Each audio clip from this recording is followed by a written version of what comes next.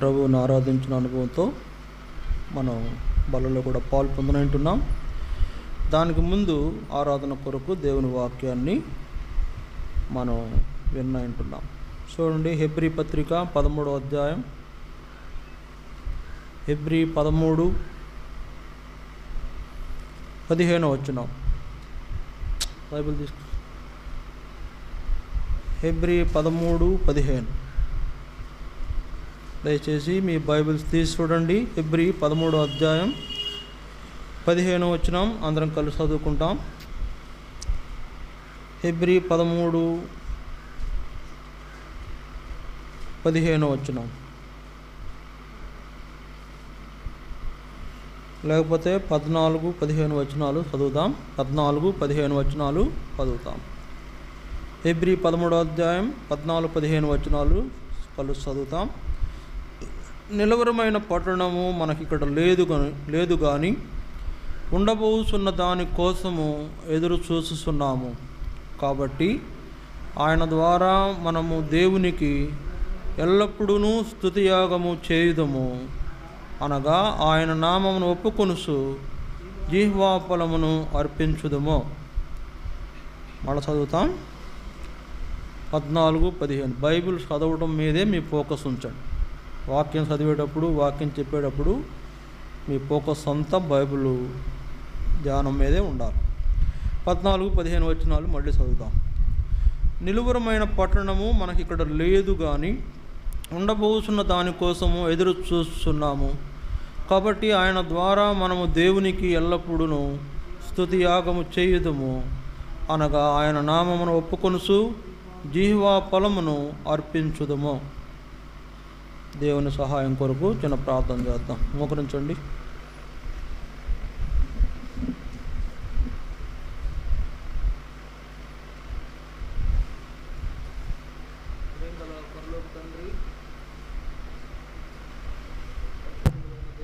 స్తోత్రాలు.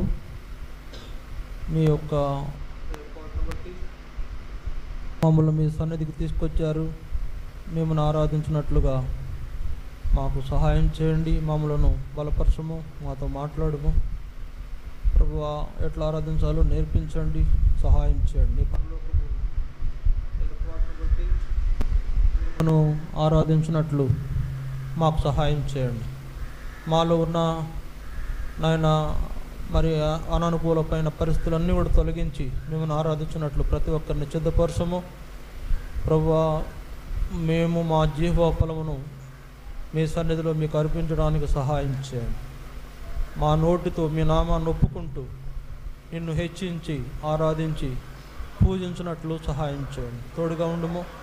ఈ దినము మీ సన్నిధిలో ఉన్న బిడ్డలందరిని బట్టి స్తోత్రాలు. ఇంకా రావాల్సిన బిడ్డలు అనేకులు ఉన్నారు ప్రభు. ఆరాధన మరి ఎవరు పోగొట్టుకోకుండా సకాలంలో మీ సన్నిధికి రావడం కొరకు సహాయం చేయండి. తోడుగా ఉండమని ప్రార్థిస్తాం. మీరే మహిమ ఆరోపించుకున్నారు. ఈ దాసునిగా నన్ను కూడా బలపరచుము. మీరు మీ సాటును నన్ను మరుగుపరిచి మీ పిల్లలతో మాట్లాడము. నేను ఆరాధించినట్లు ప్రతి ఒక్కరిని సిద్ధపరచమని మీకు మహిమను, ఘనతను, స్తుతిని, ప్రభావమును ఆరోపిస్తూ యేసుక్రీస్తు వారి శ్రేష్టమైన నామమున మిమ్మల్ని స్తుతిస్తూ ప్రార్థించి వేడుకొనుచున్నాము తండ్రి. ఆమేన్.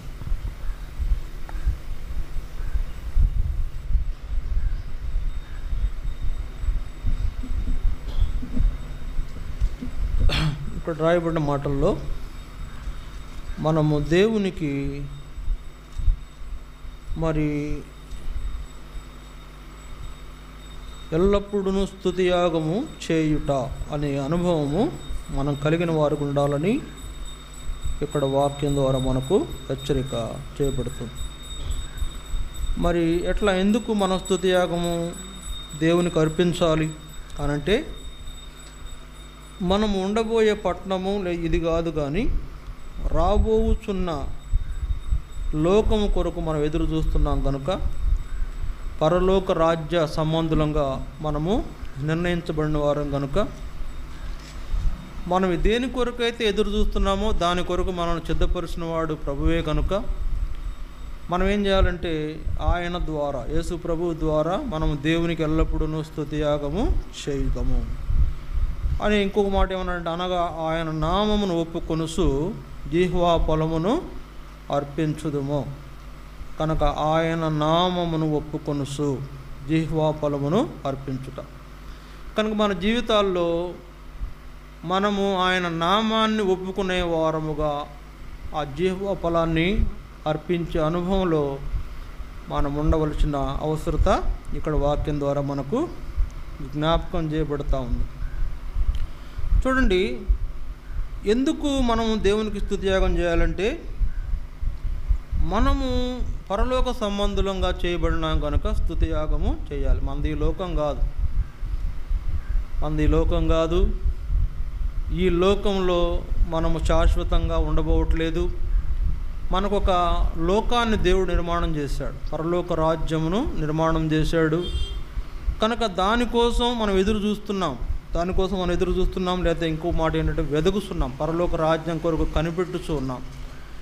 పరలోక రాజ్యానికి వెళ్ళాల్సినటువంటి దానికోసం ఆశగా ఎదురు చూస్తున్నాం. శుభప్రదమైన నిరీక్షణ దేవుడు మనకు ఇచ్చాడు. దేనికంటే ఆయన రాకడ కొరకై కనిపెట్టే శుభప్రదమైన నిరీక్షణ మనకిచ్చాడు. ప్రభు కొరకై ఎదురు చూసుట అని ఈ అనుభవము మనం దేవునికి స్తుతియాగము అర్పించటం అనేది, లేకపోతే జిహ్వా ఫలమును అర్పించటం అనేది మన జీవితాల్లో జరగాలి. చూడండి, చాలామంది ఆయన నామాన్ని ఒప్పుకున్నారు, ఆయన నామాన్ని కనపరుస్తూ వచ్చారు. ఎవరు దేవుని నామాన్ని ఒప్పుకుంటూ వచ్చారు. తర్వాత ఆయన నామాన్ని వారు గణపరుస్తూ వచ్చారు. కాబట్టి ఇక్కడ మనకు అలాంటి అనుభవం అవసరం. దేవుణ్ణి మనం ఎలా స్తుతించగలుగుతాం, ఎలా స్తుతియాగం మనము అర్పించగలుగుతాం అనంటే ఆయన నామాన్ని ఒప్పుకొనుట ద్వారా, లేదా మన నోటితో ఆయన నామాన్ని ఒప్పుకుంటూ మన జిహ్వా ఫలమును అర్పించుట, మన జిహ్వా ఫలాన్ని అర్పించే వారంగా మనం ఉండాలి. చూడండి, చాలామంది భక్తులు వారు తమ నోరారా దేవుని నామాన్ని ఒప్పుకున్న వారు ఉన్నారు, పలికిన వారు ఉన్నారు. ఆయన నామం పేరుట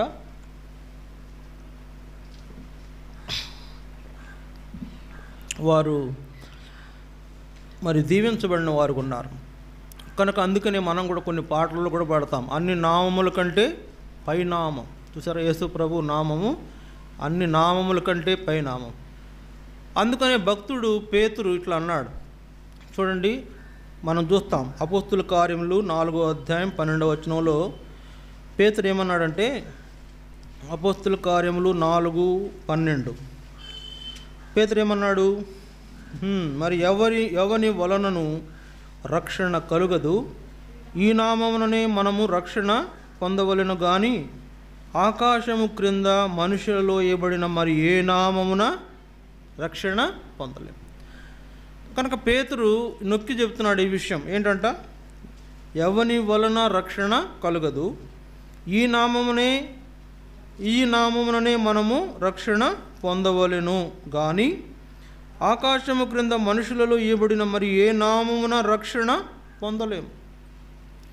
కనుక ఈ నామముననే మనము రక్షణ పొందుట అనేది మన జీవితంలో ఏ నామం? యేసుక్రీస్తు నామం. ఏ నామం అంట?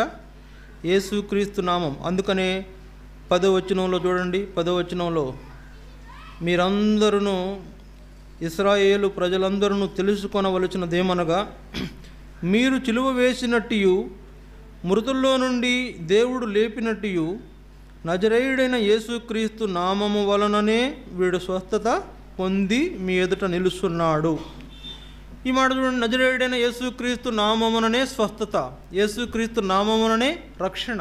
సరే, యేసు ప్రభు నామానికి ఉన్న గొప్ప ఏంటంటే ఆయన నామానికి, చూసారా, ఆయన నామానికి దయ్యాలు కూడా లోబడతాయి కదా. ఆయన నామానికి, ఆయన పేరు చెప్తే దయ్యాలు కూడా లోబడతాయి. ఆయన పేరు చెప్తే అది ఎంతో అంటే ప్రభావితమైన నామం.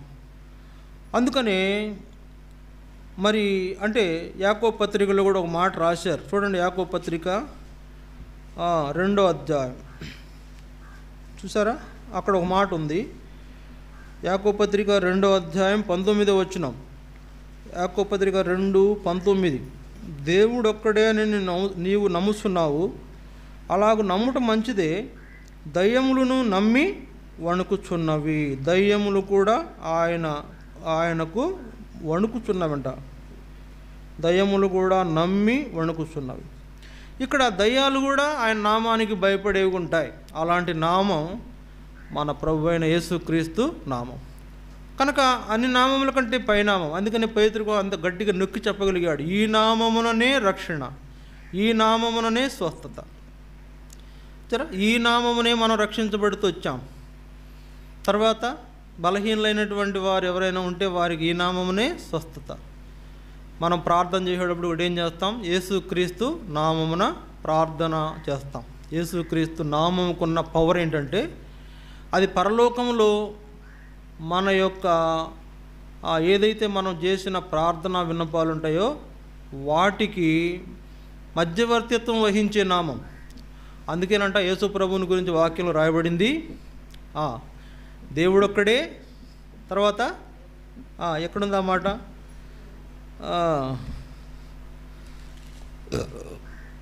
మొదటి కొరింథీ, దయచేసి చూడండి. మొదటి కొరింథీ అంతేనా? మొదటి కొరింథీ కాదు, మొదటి తిమోతి చూడండి. మొదటి తిమోతిలో ఆ మాటలు ఉన్నాయి. 2వ అధ్యాయం 5వ వచనం. మొదటి తిమోతి 2వ అధ్యాయం 5వ వచనంలో ఆ మాటలు ఉన్నాయి. దేవుడొక్కడే, దేవునికి నరులకును మధ్యవర్తియు ఒక్కడే, ఆయన క్రీస్తు యేసు అను నరుడు. దేవునికి మనుషులకు మధ్యవర్తి ఎవరంట? యేసుక్రీస్తు.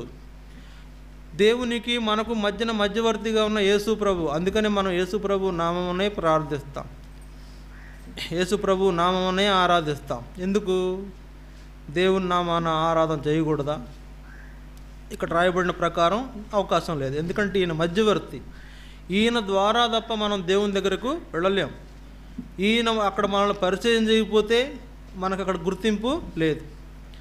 ఇదిగో నీ యొక్క మరి అంటే నీవు ఏర్పరచుకున్న లేదా నువ్వు కోరుకున్న ఈ నశించిపోతున్న వ్యక్తిని నేను శిలువ కార్యం ద్వారా రక్షించానని మనల్ని పరిచయం చేయవలసిన వాడు యేసు ప్రభువే.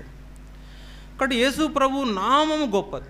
యేసు ప్రభు నామాన్ని ఒప్పుకుంటూ మనం మన జీవ ఫలాన్ని దేవునికి అర్పించాలి. ఆయన ద్వారా మనకు పరలోకం వచ్చింది, ఆయన ద్వారా మనకు పాప క్షమాపణ కలిగింది, ఆయన ద్వారా రక్షణ వచ్చింది, ఆయన ద్వారా స్వస్థత వచ్చింది, ఆయన ద్వారా విడుదల వచ్చింది, ఆయన ద్వారా విమోచనం వచ్చింది, ఆయన ద్వారా సాతాను చేతుల్లో నుంచి విడిపించబడ్డాం, ఆయన ద్వారా లోకాన్ని, పాపాన్ని, శాపాన్ని అధిగమించగలుగుతూ వచ్చాం. ఆయన ద్వారా మనం జీవిస్తున్నామని నమ్మగలరా? యేసు ప్రభు ద్వారానే జీవిస్తున్నాం, యేసు ప్రభు ద్వారానే మనకు ఆరోగ్యం. అంటే ఆ నామాన్ని మనం ఒప్పుకోవాలి ఖచ్చితంగా. ప్రభువా, నీవే నాకు స్వస్థతను ఇచ్చావు, నీవే నాకు ఆరోగ్యం ఇచ్చావు, నీవే నాకు రక్షణ ఇచ్చావు. అంటే ఆయన్ని మనం అలాగా ఆరాధించడం అనేది గొప్ప ఆధిక్యత. అలాగా కొంతమంది భక్తులు, నేను ఎక్కువ మందిని చూపించలే కానీ కొద్దిమందిని చూపిస్తా, వాళ్ళతో పాటు మనం కూడా ఆ యొక్క అనుభవంలో మనం కూడా ప్రభువుని ఆరాధిస్తాం. చూడండి, మొదటిగా మత్తయి సువార్త 16వ అధ్యాయం. మత్తయి సువార్త 16వ అధ్యాయం 16వ వచనం. మత్తయి సువార్త 16వ అధ్యాయం 16వ వచనం దయచేసి చూడండి. 13వ వచనం చూడండి. 16వ అధ్యాయం 13వ వచనం నుండి, యేసు ఫిలిప్పుదైన కైసరయ ప్రాంతములకు వచ్చి మనుష్య కుమారుడెవడని జనులు చెప్పుకొనుచున్నారని తన శిష్యులను అడుగగా, వారు కొందరు బాప్తిస్మమిచ్చు యోహాననియు, కొందరు ఏలియానియు, కొందరు ఇర్మియానియు లేక ప్రవక్తలలో ఒకడనియు చెప్పుకొనుచున్నారనిరి. అందుకు ఆయన, మీరైతే నేను ఎవడినని చెప్పుకొనుచున్నారని వారిని అడిగాను. అందుకు సీమోను పేతురు, నీవు సజీవుడగు దేవుని కుమారుడవైన క్రీస్తు అని చెప్పాను. నీవు సజీవుడగు దేవుని కుమారుడవైన క్రీస్తు. ఎవరంటే యేసు ప్రభు సజీవుడైన దేవుని కుమారుడైన క్రీస్తు. కాబట్టి పేతురు చెప్తున్న మాటలను గమనించండి. యేసుప్రభు అడిగాడు, లోకంలో జనులు నన్ను గురించి ఏం చెప్పుకుంటున్నారు అని. నన్ను గురించి ఏం చెప్పుకుంటున్నారు?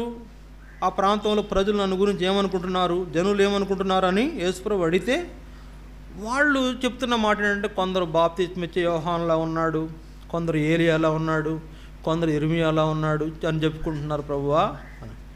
సరే, వాళ్ళ సంగతి అట్లా ఉంచండి, మీరేం చెప్పుకుంటున్నారు? మీరు నన్ను గురించి ఏం చెప్పుకుంటున్నారు, ఏమనుకుంటున్నారు నన్ను అని అంటే పేతురు అన్న మాట అదే. ఏమంటాడు? నీవు సజీవుడకు దేవుని కుమారుడవైన క్రీస్తువు అని. కాబట్టి ఆయనను బహిరంగంగా ఒప్పుకుంటున్నాడు పేతురు. ఏమంటున్నాడు? నువ్వు దేవుని కుమారుడైన క్రీస్తు. కనుక దేవుని కుమారుడైన క్రీస్తు అనే ఈ నామమును పేతురు తన నోటితో ఒప్పుకొనుట అనేది ఎంత గొప్ప ఆధిక్యత. మనం కూడా మన జీవితాల్లో ఆయన ఆ విధంగా ఒప్పుకోవాలి, ఆయన ఆ విధంగా అనుకోవాలి, సజీవుడైన దేవుని కుమారుడు.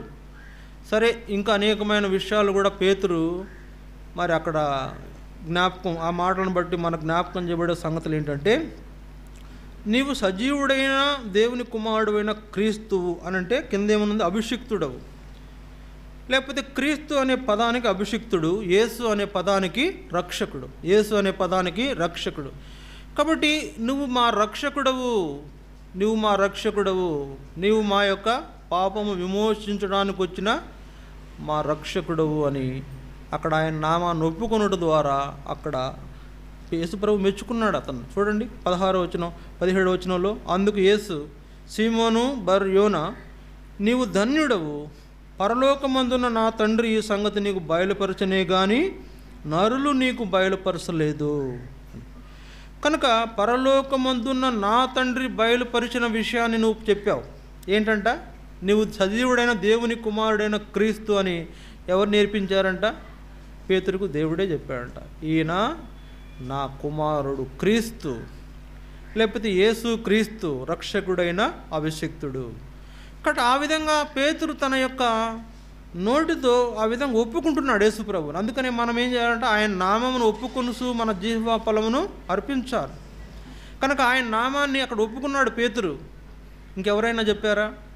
ఇంకెవరు చెప్పలేదు. ఎందుకంటే పేతురు చెప్పడానికి కారణం ఏంటంటే ఆయన కొంచెం సురుకుదనం ఎక్కువ. ఉన్న తప్పో ఒప్పో మాట్లాడేస్తాడు, తర్వాత తప్పో ఒప్పో మాట్లాడేస్తాడు. అందుకని వెంటనే రిప్లై ఇచ్చినాడు. ఏమని? నువ్వు సజీవుడైన దేవుని కుమారుడైన క్రీస్తు. కనుక ఇక్కడే కాదులేండి, చాలా చోట్ల పేతురే చెప్తాడు. ఏదైనా అడిగితే వెంటనే పేతురు చెప్తాడు. కింద కూడా పేతురు చెప్పాడు. ఏమని చెప్పాడు? వేరే ఒక సంగతి చెప్పాడు యేసుప్రభుతో. యేసుప్రభు పేతురును గద్దించాడు. అక్కడేమో వేరేగా ఉంది. ఇక్కడేమో యేసుప్రభుని ఒప్పుకున్నాడులే కానీ అక్కడేమో ఆ మరణం, చిలువ వేయబడబోతున్నాను, 3వ దినాన మరణిస్తాను, సమాధి చేస్తారు, 3వ దినాన నేను లేస్తానంటే ఆ పేతురు అంటున్నాడు, వద్దు ప్రభువా, అది నీకు ఎన్నటికీ జరగకూడదని. తొందరపాటు ఎక్కువ. అంటే ఈ విధంగా ఆయన 2 రకాల పద్ధతులను ఉపయోగిస్తాడు. అయితే అన్నిటికంటే ప్రాముఖ్యమైనది ఏంటంటే ఆయన నామాన్ని ఒప్పుకోవటం. ఆయన నామాన్ని ఒప్పుకోవటం పబ్లిక్గా, యేసు క్రీస్తు నా రక్షకుడు, లేకపోతే యేసు క్రీస్తు నా విమోచకుడు అని ఒప్పుకోవడమే ఆయన నామాన్ని ఒప్పుకొని జిహ్వా ఫలమును అర్పించడం. మన జిహ్వా ఫలం అంటే ఏంటి? మన నోటి ద్వారా వచ్చే విలువైన ఆరాధనే జిహ్వా ఫలం. అంటే నోటి నుంచి వచ్చేటువంటి ఆరాధన, మన నోటి ద్వారా పలికే మాటలు ఆయనకు అర్పించడమే జిహ్వా ఫలం అర్పించడం. కనుక యేసు ప్రభువుని పేతురు అంటున్నాడు, నీవు సజీవుడైన దేవుని కుమారుడు అయిన క్రీస్తు అని ఒప్పుకున్నట్లు మనం కూడా ఆయన అలాగా ఒప్పుకోవాలి, నా రక్షకుడు అయిన దేవుడవు అని. ఇక్కడ అట్లా మనము పేతురు వలె ఆయన అంటే యేసుప్రభు అడిగాడు అక్కడ. అందుకనే ఇలా చెప్తున్నాడు. యేసుప్రభు నన్ను గురించి మీరు ఏమనుకుంటున్నారు? యేసుప్రభుని గురించి ఏమనుకుంటున్నారు అంటే మనం ఏం చెప్పాలా? నీవు దేవుని కుమారుడవైన క్రీస్తు, మా రక్షకుడవు అని చెప్పాలి. అలాంటి అనుభవంలో మనం ఆయనకు మన జిహ్వా ఫలాన్ని అర్పిస్తాం. ఇది మొదటిది. రెండోది చూడండి, యోహాను సువార్త 4వ అధ్యాయం. యోహాను సువార్త 4వ అధ్యాయం దయచేసి చూడండి, 41, 42 వచనాలు. యోహాను సువార్త 4వ అధ్యాయం 41, 42 వచనాలు. 4, 41, 42. ఆయన మాటలు వినునందున ఇంకను అనేకులు నమ్మి ఆ స్త్రీని చూసి, ఇక మీదట నీవు చెప్పిన మాటను బట్టి కాక మా మట్టుకు మేము విని ఈయన నిజముగా లోకరక్షకుడని తెలుసుకొని నమ్ముస్తున్నామనిరి. ఇక్కడ మనకు జ్ఞాపకం చేయబడుతున్న ఈ మాట సమరయల్లో అనేకులు, సమరయ పట్టణంలో, సమరయ గ్రామంలో అనేకులు యేసు ప్రభు నామాన్ని లేకపోతే యేసు ప్రభు నిజమైన రక్షకుడని ఒప్పుకున్నారు. నిజమైన రక్షకుడని వాళ్ళు తెలుసుకున్నారు. నిజమైన రక్షకుడని తెలుసుకొని నమ్ముతున్నారు. కనుక మా మట్టుకు మేము, నువ్వు చెప్పిన మాటను బట్టి కాదు, మేమే నమ్ముతున్నాం. ఆయన చేసిన కార్యములు మేము చూసాం, ఆయన గురించి మేము విన్నాం. ఈయనే నిజమైన లోకరక్షకుడు, నిజముగా లోకరక్షకుడు. ఇక్కడ ఈ సందర్భంలో మనం జ్ఞాపకం చేసుకోవాల్సింది ఎవరినంటే సమరయ స్త్రీని. ఈ సమరయ స్త్రీ తనకున్నటువంటి పరిస్థితిని ప్రభువు దగ్గర పెట్టేసింది. అంటే ప్రభువు దగ్గర ఒప్పుకొని ఆమె వెంటనే కడవ వదిలిపెట్టి ఊర్లోకి వెళ్ళి ప్రకటించింది ఏంటంటే, నేను చేసినవని నాతో చెప్పిన ఈయన క్రీస్తు కాడా. సరే, నేను చేసినవన్నీ నాతో చెప్పిన ఈయన క్రీస్తు కాడా అంటే యేసు ప్రభు నామాన్ని ఆమె ఏం చేస్తుంది? హెచ్చిస్తుంది. యేసు ప్రభు నామాన్ని ఆమె హెచ్చిస్తూ ఉంది. కనుక ఈయన నేను చేసినవని నాతో చెప్పిన ఈయన క్రీస్తు కాడా. సరే, ఇక్కడ ఒక సందర్భాన్ని కూడా మీకు జ్ఞాపకం చేస్తా. యోహాను సువార్త 4వ అధ్యాయంలో 4వ వచనంలో ఒక మాట ఉంది చూడండి. యోహాను సువార్త 4వ అధ్యాయం 4వ వచనం, ఆయన సమరయ మార్గమున వెళ్ళవలసి వచ్చెను అని ఉంది. ఆయన సమరయ మార్గమున వెళ్ళవలసి వచ్చెను. చూడండి, ఈ మాట ఎందుకు రాశారు అనంటే, ఆయన యూదులలో పుట్టినవాడు, యూదుడు. తన స్వకీయ జనాంగం మధ్యన దేవుని సువార్త, దేవుని పరిచర్య చేయాలనుకున్నాడు. కానీ వాళ్ళు ఏం చేశారంటే, యూదులు దేవుని కుమారుణ్ణి వాళ్ళు నమ్మలేదు, దేవుని యొక్క మరి సంగతులను వాళ్ళు నమ్మలేదు. యేసు ప్రభువుని వాళ్ళు ఏం చేశారంటే నిరాకరించారు. ఎవరు? యూదులు నిరాకరించడం చేత ఇప్పుడు యేసు ప్రభు సమరయుల మార్గాన్ని రావాల్సి వచ్చింది. వచ్చినప్పుడు పట్టుకున్నామే ఈ సమరయ స్త్రీ. ఈ స్త్రీ గురించి యేసు ప్రభు మొత్తం చెప్పేశాడు, ఆమె హిస్టరీ చెప్పేశాడు. నీ జీవితం ఇట్లా ఉంది, నీ జీవితంలో ఇలాంటి పరిస్థితుల్లో నుంచి కొనసాగుతున్నావు అనగానే ఆమెకు అర్థమైపోయింది, అమ్మో నువ్వు మామూలోడివి కాదు, నువ్వు ప్రవక్తవి అంది ముందు. తర్వాత నువ్వు ఇప్పుడు ఆయన గురించి చెప్తుంది, ఆయన క్రీస్తే అంటుంది. ఆయన క్రీస్తే, ఆయన ప్రవక్త కాదు, క్రీస్తు అంటే అభిషిక్తుడు, క్రీస్తు అంటే లోకరక్షకుడు. కాబట్టి నేను చేసినవన్నీ నాతో చెప్పిన ఈయన క్రీస్తు కాడా. రండి మీరు కూడా చూడండి, ఊళ్ళో చెప్తే ఊళ్ళో వాళ్ళందరూ వచ్చి చూసి తెలుసుకున్నారు, ఆయన గురించి తెలిసింది, ఆయన మాటలు విన్నారు, ఆయన చూశారు, ఆయన చేసే సంగతులు అర్థమైపోయినాయి. వాళ్ళు ఏమంటున్నారంటే, నువ్వు చెప్పిన మాటను బట్టి కాదు, కానీ ఇక నుంచి మేమే నమ్ముతున్నాం, ఆయనే నిజమైన లోకరక్షకుడు, ఆయనే క్రీస్తు అని వారందరూ కూడా ప్రభువుని నమ్మారు, ప్రభువుని ఒప్పుకున్నారు, ప్రభువుని తెలుసుకున్నారు, ప్రభువును నమ్మారు. కనుక నిజముగా లోకరక్షకుడని మేము తెలుసుకున్నాం. కనుక సమరయ స్త్రీ ఇచ్చిన సాక్ష్యం చూడండి, ఈయన క్రీస్తు అని ఆమె ఇచ్చిన సాక్ష్యము ఆ పట్టణంలో లేదా ఆ గ్రామం అంతా కూడా మారిపోవడానికి కారణమైంది. కనుక అలా మన జీవితాల్లో మనం కూడా సమరయ స్త్రీ వలె లోకములో ఆయన గురించి సాక్ష్యం ఇచ్చే వ్యక్తులుగా ఉండాలి. నేను చెప్పినవన్నీ నాతో చేసిన ఈయన క్రీస్తు, ఈయన నా పాపాలను చూపించాడు, ఈయన నా పాపాల కొరకు ఆయన ప్రాయశ్చిత్తం చేయడానికి వచ్చినవాడు, ఆయన రక్షకుడు అనేటువంటి అభిప్రాయాన్ని ఆమె వ్యక్తం చేయడమే అక్కడ ఆమె జిహ్వా ఫలాన్ని, ఆయన నామాన్ని ఒప్పుకుంటూ జిహ్వా ఫలాన్ని అర్పించడం. ఈయన క్రీస్తు అని మనం కూడా సాటించే వారంగా ఉండాలి. అదే నిజమే. ఆరాధనలో చూడండి, ఆరాధనలో ప్రభువా నీవు నా పాపాలు కడిగావు, ప్రభువా నువ్వు నా జీవితాన్ని మార్చావు, ప్రభువా నన్ను రక్షించుకుంటూ వచ్చావు, ప్రభువా నీ బిడ్డగా చేసుకుంటూ వచ్చావు అని మనం ఆ పేరును ఉచ్చరించడమే మనం ఆ జిహ్వా ఫలాన్ని అర్పించడం. ఆరాధనలో మనం చేసే ఆరాధన ఎంత అమూల్యమైన మాటలను చెప్తే అంత జిహ్వా ఫలము దేవునికి అర్పించగలిగిన వాళ్ళం అవుతాం. కాబట్టి అట్లాంటి అనుభవంలో ఈ సమరయ స్త్రీ ఉండింది. ఆమెను బట్టి ఊరి వాళ్ళందరూ కూడా యేసు ప్రభు నామాన్ని తెలుసుకున్నారు, ఒప్పుకున్నారు, నమ్మారు. అట్లా మనం కూడా అలాంటి అనుభవంలోకి వచ్చిన వారంగా ఉండాలనేదే దేవుని వాక్యం ద్వారా మనకు జ్ఞాపకం చేయబడుతుంది. ఇది రెండవది. మూడవది చూడండి, దేవుని వాక్యంలో అపోస్తుల కార్యములు 3వ అధ్యాయం, అపోస్తుల కార్యములు 3వ అధ్యాయం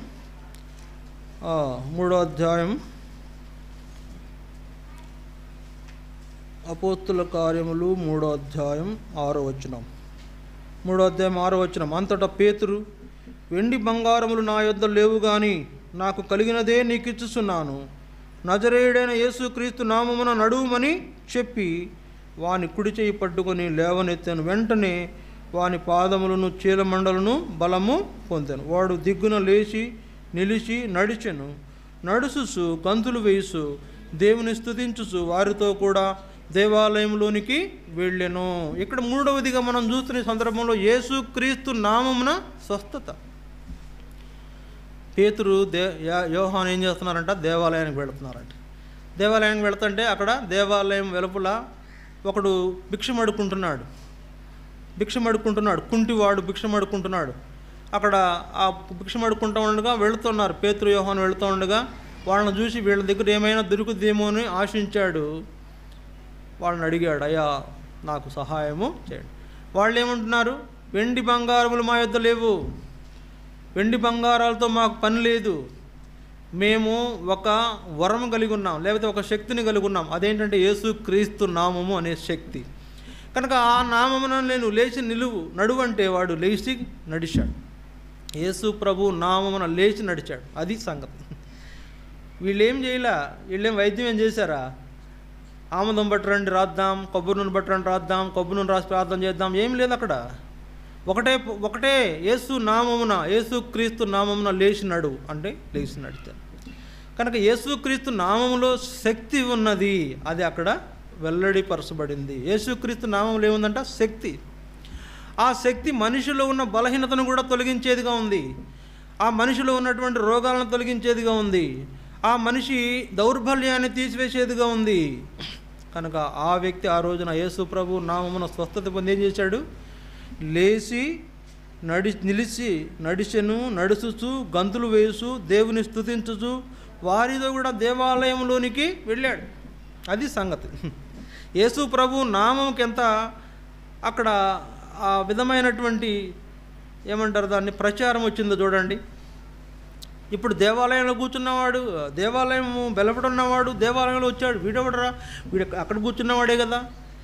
ఎట్లా స్వస్థత పొందాడంటే పేతురు చెప్తున్నాడు, యేసుక్రీస్తు నామముననే వీడు స్వస్థత పొందాడు.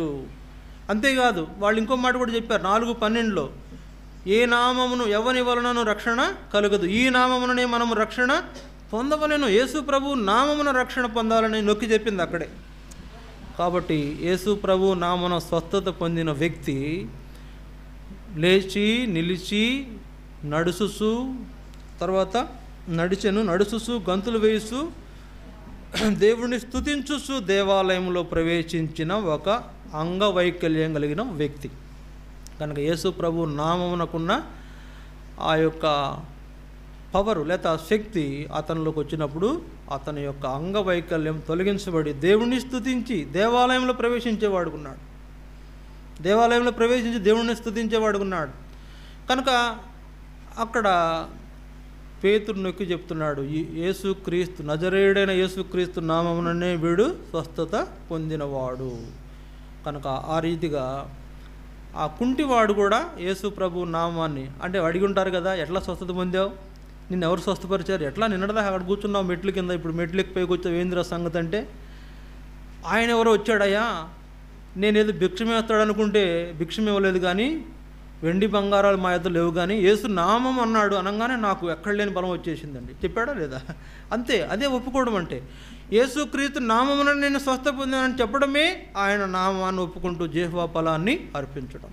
అది ఆ అనుభవంలో అంగవైకల్యం కలిగిన వ్యక్తి ఉన్నాడు. అలాగా ఆ వ్యక్తికి స్వస్థతను తీసుకొచ్చిన ఆ సందర్భం యేసుక్రీస్తు నామముననే స్వస్థత పొందిన ఆ అనుభవంలో వాడు దేవుని నామాన్ని మరి స్తుతిస్తూ వచ్చాడు.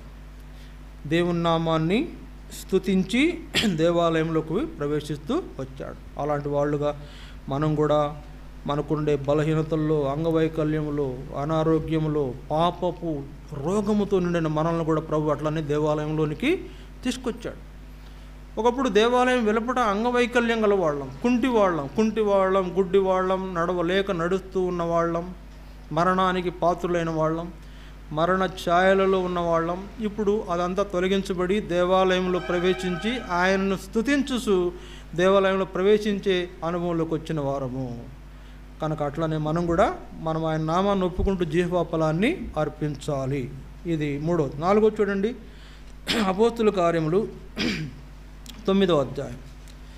అపోస్తుల కార్యములు 9వ అధ్యాయం 15-16 వచనాలు చూడండి. 15-16 వచనాలు. అందుకు ప్రభువు, నీవు వెళ్ళుము, అన్ని జనుల ఎదుటను రాజుల ఎదుటను ఇశ్రాయేలీయుల ఎదుటను నా నామం భరించుటకు ఇతడు నేను ఏర్పరుచుకుని నా సాధనమై ఉన్నాడు. ఇతడు నా నామము కొరకు ఎన్ని శ్రమలను అనుభవింపవలెనో నేను ఇతనికి చూపుదునని అతనితో చెప్పాను. ఇక్కడ పౌలును మనం జ్ఞాపకం చేసుకోవాలి. పౌలు సామాన్యమైన వాడు కాదు, సాధారణమైన వాడేం కాదు, ఇలా గట్టోడే.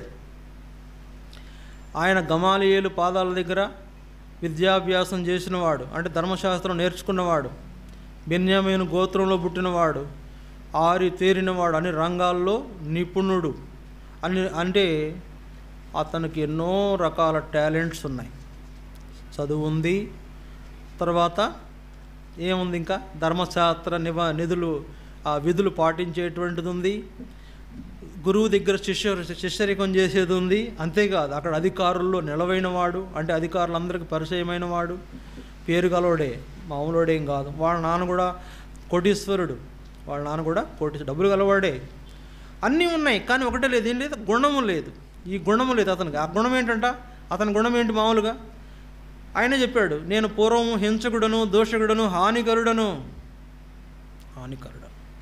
సరే, గతంలో ఎట్లాంటి పౌలు చూడండి, అపోస్తుల కార్యము 26వ అధ్యాయం ఎట్లాంటి అక్కడ చెప్తున్నాడు వివరంగా. అపోస్తుల కార్యం 26వ అధ్యాయం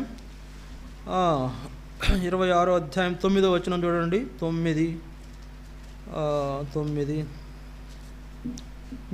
9వ వచనం, నజరేయుడైన యేసు నామమునకు విరోధముగా అనేక కార్యములు చేయవలెనని నేను అనుకుంటుని, యెరూషలేములో నేను అలాగూ చేసితిని. నేను ప్రధాన యాజకుల వలన అధికారం పొంది పరిశుద్ధులను అనేకులను చెరసాలలో వేసి వారిని చంపినప్పుడు సమ్మతించి తిని, అనేక పర్యాయములు సమాజ మందిరములన్నిటిలో వారిని దండించి వారు దేవదూషణ చేయనట్లు బలవంత పెట్టజూసి తిని, మరియు వారి మీద మిక్కిలి క్రోధము గలవాడున ఇతర పట్టణములకు వెళ్ళి వారిని హింసించుచుంటిని. అందు నిమిత్తం నేను ప్రధాన యాజకుల చేత అధికారమును ఆజ్ఞయు పొంది దమస్కునకు పోవుచుండగా. ఏమైందంట? ఏం చేసినాడు మనవాడు? యేసునామమునకు విరోధంగా పనిచేశాడు, యేసునామమును ధిక్కరించాడు, యేసునామమును ఒప్పుకోలేదు, యేసునామమును తృణీకరించాడు.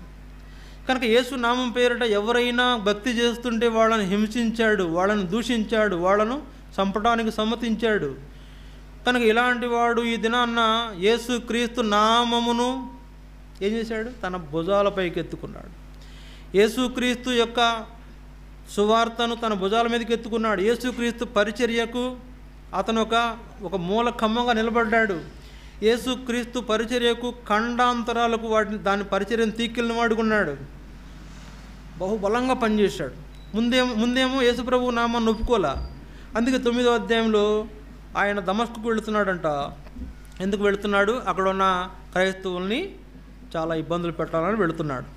యేసుక్రీస్తు నామమును ఒప్పుకున్న వారిని బాధ పెట్టాలనే ప్రయత్నంలో దమస్కు వెళుతుండగా యేసు ప్రభు దర్శించాడు. దర్శించినప్పుడు ఏం జరిగింది?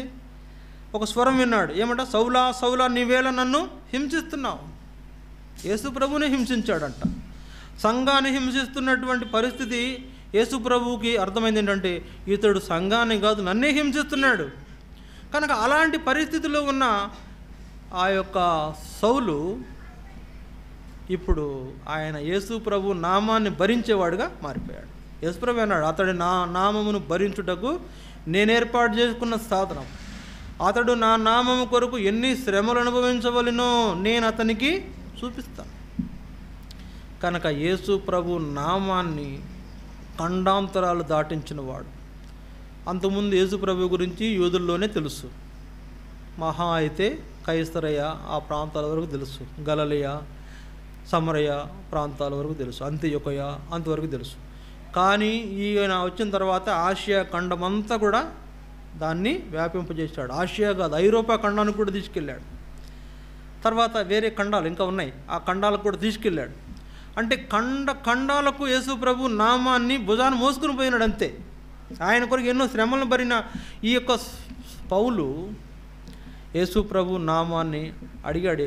సౌలా సౌలా నువ్వెందుకు నన్ను హింసిస్తున్నావంటే 5వ వచనంలో 9వ అధ్యాయం 5వ వచనంలో ప్రభువా నీవెవడు అని అడిగాడు. ప్రభువా నీవెవడు, ప్రభువా నీవెవడు అని అంటే ఈ ప్రశ్న అతన్ని ఏ స్థాయికి మార్చిందంటే, ఎలాగ మార్చిందంటే, యేసుప్రభు వెంటనే అన్నాడు, నీవు హింసించుతున్న యేసును. నేనెవరంటే నువ్వు హింసిస్తున్న యేసును. అంటే నువ్వు హింసించేది ఎవరిని? నన్ను, నా ప్రజలను అనుకుంటున్నావేమో. నన్ను హింసిస్తున్నావు. వాళ్ళని అక్కడ కొడుతుంటే ఇక్కడ నాకు నొప్పి కలుగుతుంది, వాళ్ళని అక్కడ నువ్వు ఇబ్బంది పెడుతుంటే ఇక్కడ నేను ఎంతో వేదన నొందుతున్నాను అనేటువంటి ఆ విషయాన్ని అతనికి తెలియపరిచి, నేను యేసును. ఆ యేసు ప్రభు నామం కోసం ఎన్ని రకాల అవమానాలు ఎదుర్కొన్నాడో, ఎన్ని రకాల బాధలు పడ్డాడో, ఎంతగా ఆయన యేసు ప్రభు నామాన్ని బట్టి పరితపించిపోయాడు. అంతే. యేసు నామంకు విరోధంగా ఉన్నవాడు యేసు నామాన్ని ఉచ్చరించకుండా లోలేకపోతున్నాడు. ఆయన ఒక మాట అన్నాడు. ఏమన్నాడంటే, నా మట్టుకైతే బ్రతుకుట క్రీస్తే, సావైతే లాభం. నాకు క్రీస్తే. ఆయన నామాన్ని లేకుండా నేను ఉండలేను. ఆయన నామాన్ని గురించి చెప్పకుండా నేను ఉండలేను. ఆయన నామాన్ని గురించి చెప్పకపోతే నాకు శ్రమ. ఆయన నామాన్ని గురించి చెప్పడమే నాకు జీతం. ఆయన నామాన్ని ఒప్పుకోకపోతే నాకు మోక్షం లేదు అని నొక్కి చెప్పినవాడు పౌలే. కనుక ఆయన నామాన్ని పౌలు ఒప్పుకున్నంతగా బహుశా ఇంకా యేసు ప్రభు 12 మంది శిష్యుల్లో కూడా బహుశా ఎవరు ఒప్పుకోలేదని చెప్పవచ్చు. ఎందుకంటే పేతురు అనే వ్యక్తి మంచి యోధుడే. కానీ ఆయన ఒక సమయం వచ్చిన తర్వాత తన మీద ఉంచబడిన కాడిని కింద దింపేశాడు. కాడి పడేశాడు. ఆ పడేసిన కాడిని ఎత్తుకున్న పౌలు ఆయన నామాన్ని తన భుజానికి ఎత్తుకొని తీసుకువెళ్ళాడు, మోసుకువెళ్ళాడు. ఎన్నో రకాల పరిస్థితులు అవన్నీ కూడా భరిస్తూ యేసు ప్రభు నామాన్ని ఆయన ఒప్పుకుంటూ తన జీవితాన్నే దేవునికి పానార్పణంగా పోషించాడు. యేసు ప్రభు కోసం తన జీవితాన్ని పానార్పణంగా పోషించాడు. తన జీవితం ప్రభు కొరకు కొవ్వొత్తులాగా కరిగిపోయిందంటే ఎంత ఆయనను ఒప్పుకుని ఆయన కనపరుచుంటాడు పౌలు. కనుక అలాంటి వారుగా మనం కూడా మన జీవితాన్ని ప్రభువుకు సమర్పించి ప్రభువుని ఆయన ఒప్పుకుంటూ, ఆయన నామాన్ని ఒప్పుకుంటూ మన జీవ ఫలం అర్పించేవారుగా మనం ఉండాలి. ఇది 4వ. 5వ చూడండి, చివరికి ఒక మాట చూపించి ముగిస్తాను. ఫిలిప్పీ 2వ అధ్యాయం. ఫిలిప్పీ పత్రిక 2వ అధ్యాయం